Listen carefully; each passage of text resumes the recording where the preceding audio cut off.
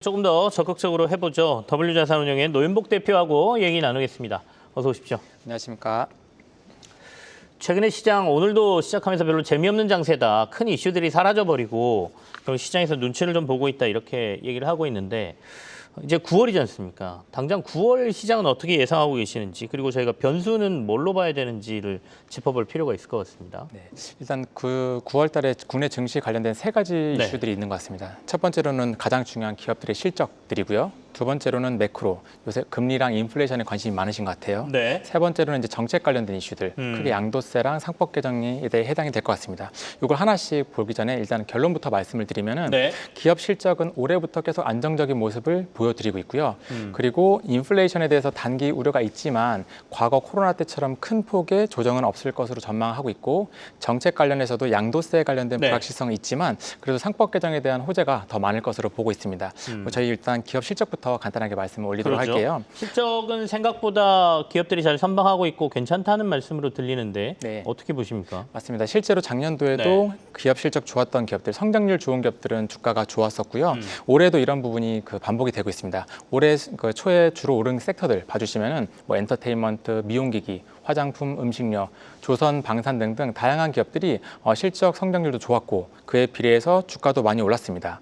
그리고 저희가 이제 합산 시가총액을 합산 이익이라고 하죠. 코스피의 합산 영업이익이 작년도 250조에서 올해 280조, 내년에 320조로 지금 10% 이상씩 성장을 하는 추세이다 보니까 실적 부분은 생각보다 단단하게 특히 올해부터 이러한 성장률이 잘 유지가 되고 있는 모습이어서 이 부분은 이제 긍정적으로 보고 있습니다. 그리고 다음으로 이제 매크로 관련해서 한번 짚어보면 좋을 것 같은데요. 아무래도 매크로에 대해서 우려를 하시는 이유는 저희 과거의 코로나 때 그리고 러시아 우크라이나 전쟁 때 글로벌리 인플레이션이 다 같이 크게 올랐었고 그리고 그때 증시가 다 같이 크게 하락을 했었기 때문에 저희가 많이 관심을 가지는 것 같아요. 근데 이번에는 좀 차이가 있습니다. 최근에 미국의 CPI, PCI와 같은 우리 소비자 지수들 그리고 PPI를 같이 살펴보면요. 소비자 지수는 아직은 예상치에 부합을 하고 있습니다. 근데 이제 다만 8월 초에 미국 관세가 시작되면서 마침 PPI가 많이 올랐는데요. 이 부분을 단계 좀 걱정을 하셨던 것 같아요. 그런데 이게 관련해서 금리에 대한 정책이 변할까 걱정이 하고 있는데 다행히 9월 달 FOMC의 금리 인하 가능성은 오히려 증가를 하고 있습니다. 그래서 금리 인하 관련된 그런 차트도 오히려 최근 한 달 동안 증가를 했고요. 즉 인플레이션에 대한 연준의 대응 방안이 좀 더 유연하게 변했다. 그래서 과거처럼 코로나 때처럼 이제 인플레이션이 크게 증가할 가능성은 낮고 연준의 금리 스탠스도 완화가 되기 때문에 이러한 부분은 긍정적으로 보입니다. 다만 좀 그래도 관세나 금리에 대해서 걱정을 하시는 분들께서는 이러한 부분이 좀 익스포저가 적은 섹터들 위주로 대응을 하시면 좋을 것 같습니다. 마지막 남은 게 이제 정책 관련이었습니다. 이제 세금 관련 이슈가 이제 시장에서 민감하긴 한데 그걸 아까 말씀하신 상법 개정 후속 조치들이 좀 커버해주지 않겠느냐 이런 말씀이셨어요. 네, 맞습니다. 그래서 저희가 지금 상법 개정도 한번 정리를 해보면요, 이제 7월 3일 날 우리 이제 본회의에 가결이 되었고요. 그리고 이제 9월 달에는 이제 3차 상법 개정이 이제 진행이 될 예정입니다. 여기에 이제 우리가 기대하고 있는 자사주 매입과 의무 소각에 대한 부분도 이제 지금 반영이 되지 않을까라고 기대를 하고 있습니다. 그래서 양도세는 아직 여전히 불확실성이 남아 있지만 이것보다 코리아 디스카운트의 주 원인이었던 상법 개정이 진행이 되면서 중장기 코리아 디스카운트를 해소가 될 가능성이 높지 않을까라고 보고 있어요. 실제로 8월 달에도 이제 자사주 소각을 진행한 기업이 24군데나 됩니다. 그래서 이러한 부분은 계속 코리아에 대해서 디스카운트를 해소할 수 있는 위치에 있지 않을까라고 보고 있습니다.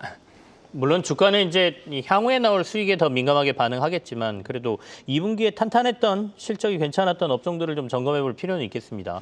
한번 분석 좀 해주시죠. 네, 마침 2주 전쯤에 저희 이제 2분기 실적 발표가 완료가 됐는데요. 여기서도 주요 섹터별로 이제 특징이 있는 것 같아요. 물론 생각보다 많은 기업들이 예상치보다 잘 나왔습니다. 실적이 잘 나오는 추세이고요.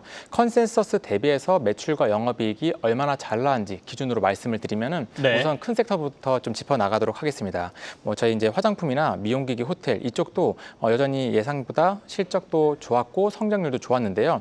다만 이제 화장품은 좀 차별화가 됐죠. 그리고 미용기기에서는 파마리서치도 여전히 좋은 실적들을 보여주고 있고 특히 수출, 인바운드 둘 다 수혜를 보여주고 있는 상황입니다. 호텔도 요새 이제 외국인 관광객들이 굉장히 많이 들어오고 있는데요. 그래서 지금 서울에서 숙박을 잡기가 좀 어려울 정도입니다. 그래서 이쪽은 공급이 제한적인데 수요가 많아서 객실 단가가 증가하면서 2분기부터 실적이 좀 잘 나오고 있습니다. 그리고 이제 조선과 전기와 방산과 같은 섹터도 여전히 2분기에도 실적이 잘 나왔어요. 조선은 대표적으로 이제 작년 하반기부터 네. 계속 실적 서프라이즈가 이어지고 있고요. 그리고 마침 최근에 이제 합병까지 진행을 하면서 이에 대한 기대치도 증가를 했습니다. 방산 역시도 조선 못지않게 실적 예상치를 상회하는 기업들이고요. 그리고 방산도 이제 향후에 뭐 실적과 그리고 수주에 대해서 좀 전망이 좋은 편입니다. 지금 나가고 있는 그래프가 전망치 대비 실제 영업이익의 이제 그 차이를 나타내는 거죠. 그러니까 네, 맞습니다. 한국항공우주 같은 경우에는 전망치보다도 실제 2분기 영업이익이 26%나 잘 나왔다 이런 거니까요. 그렇게 정확합니다. 보시면서 이해를 하시면 될 것 같습니다. 방산 얘기를 하셨고요. 그다음 네. 어떤 업종이 있나요? 그다음에 이제 엔터테인먼트랑 네네. 인터넷 기업들도 해당이 됩니다. 엔터테인먼트도 이제 4사 중에 하이브 제외하고는 예상보다 2분기 실적이 다 잘 나왔었고요. 그리고 그런 근거는 특히 JYP가 2분기 콘서트와 MD 매출, 특히 이 MD 매출이 예상치보다 잘 나오면서 영업이익률이 24%까지 올라왔습니다. 그래서 이러한 부분이 이제 3분 저희 이제 같이 이어지면서 엔터테인먼트 전반적으로 좋았었고요. 네. 인터넷에서도 오랜만에 카카오가 실적이 서프라이즈가 나면서 좀 기대가 되는 상황입니다. 네. 그리고 바이오 같은 경우에도 계속 이제 실적이 잘 나오고 있어요. 삼성바이오로직스 같은 CDMO 기업도 예상치를 계속 상회하는 모습을 작년부터 보여주고 있고요. 레이저 티닙으로 유명한 유한양행 그리고 세노아메이트로 유명한 SK바이오팜도 실적이 예상치를 상회하면서 향후가 좀 기대가 되는 상황입니다. 생각보다 이렇게 보니까 괜찮았던 데들이 꽤 있다라는 생각도 드는데요. 네. 어떻습니까? 근데 이제 저희가 화장품 업종은 아까 실적도 괜찮았지만 최근에 이제 조정이 좀 컸지 않습니까? 네. 이거는 어떻게 보십니까, 앞으로? 화장품이 특히 그러니까 네. 1분기는 전반적으로 다 같이 좋았었는데요. 하반 2분기부터는 특히 차별화가 많이 되는 모습이에요. 그래서 저희가 이제 2분기 실적에 대한 내용을 한번 정리를 해드렸는데요. 네. 물론 여기 대형 브랜드는 보다 지금 중견 브랜드들 APR과 달바, 실리콘트, VT 같은 업체들이 1분기 같지는 다 같이 서프라이즈를 기록을 했습니다. 근데 2분기에는 이제 APR이라는 대표 기업은 물론 2분기에도 서퍼가 나와서 최근에 의미 있는 이슈가 있었죠. 화장품 섹터에서 시가총액 1위 기업을 APR이 이제 등록을 했는데요. 네. 그 외의 기업들은 생각보다 좀 실적은 괜찮았는데 컨센서스가 올라가면서 컨센서스 대비 실적이 좀 하회를 했습니다. 그래서 기대치가 아무래도 선반영이 됐다 보니 실적 발표하면서 좀 주가도 차별화가 된 부분입니다. 그래서 화장품 쪽은 이런 변화가 있는데요. 근데 이렇게 섹터에서 차별화되는 모습이 화장품뿐만 아니라 다른 섹터에도 좀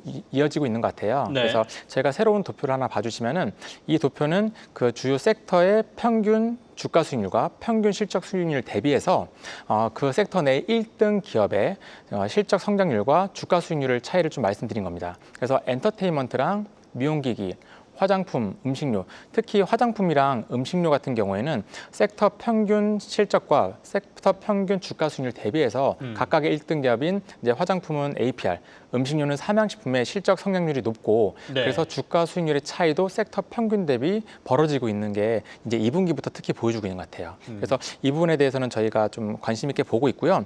대신 화장품이 전반적인 수요는 지금 예상치보다 조금 미스를 했는데 네. 실적 성장률이 여전히 유효하고요. 미국에서 특히 아마존, SNS, 구글 트렌드에서 화장품의 주요 유명한 브랜드들의 제품 추이는 잘 나가고 있고요. 요새 이제 캐대언을 안 보면은 좀 간첩이라는 말이 있는 것 같아요. 네, 그래서 네. K-팝 데몬 헌터스가 엄청난 인기를 얻고 있는데요.